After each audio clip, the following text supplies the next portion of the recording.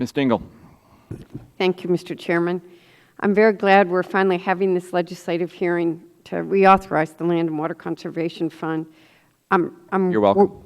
Yes, I am appreciative of it, and I would like you to know that Mr. Dingell was grilling me on this last night.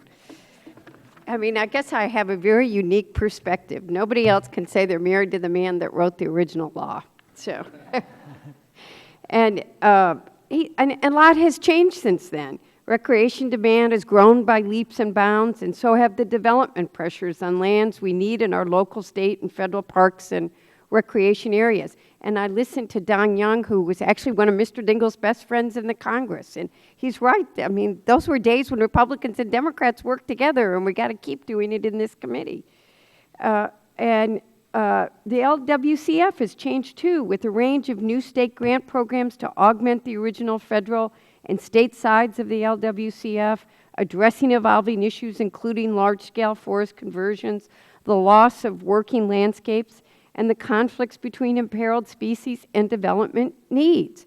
And I know that, I'm pretty sure that Mr. Benechek isn't asking that we make the Sleeping Dunes a state park. As he's talking about, you're all right, we need to get more resources for these things. But what hasn't changed, at least until now, is the flexibility Congress gave ourselves in that original LWCF Act to spend more or less money year by year to one LWCF program or another based on the real-time needs. Even back in the 1960s, Congress made use of that flexibility and adjusted the balance of state and federal spending from year to year. Ms. Sari, what would the consequences be of abandoning that 50-year-old flexibility and all but wiping out the federal conservation as this bill would do?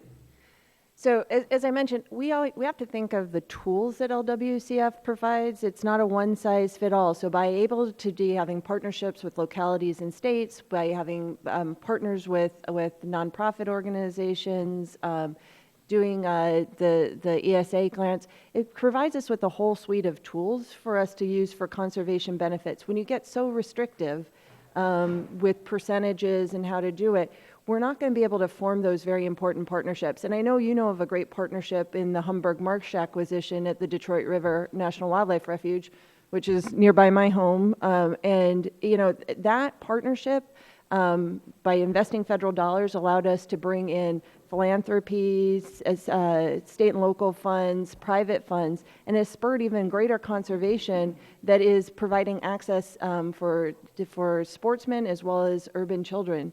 And I'd say that, you know, those allow us to leverage stateside funds and other things to really get a maximum recreation and conservation benefit.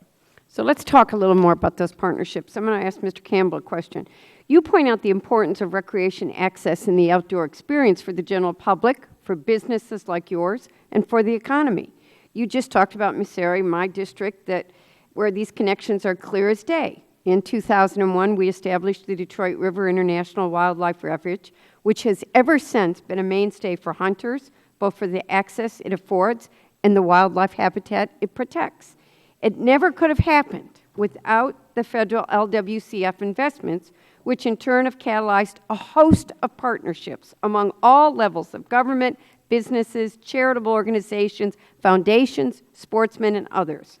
I know that the restrictions in this bill would not have allowed this to be there now. Mr. Campbell, can you tell us more about the importance of these partnerships, particularly in the federal areas like the national forests you mentioned, where this bill would pretty much turn off the tap?